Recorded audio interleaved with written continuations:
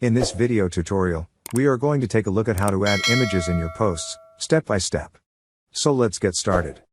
So again we start with a new post and first enter your post title. Then click on this plus button to add a block and search for image. Select image and insert it. Now you can upload images, select from media library or insert from URL. Let's select this media library and select images from here to insert. You can also set its alt text for SEO, fill out the details and click on select button. As you can see, the image is inserted. So here you have more editing options. Now click on this three dots and you will options to duplicate, insert before, insert after, move to, edit as HTML and add to reusable blocks. Once done, click on this top right publish button.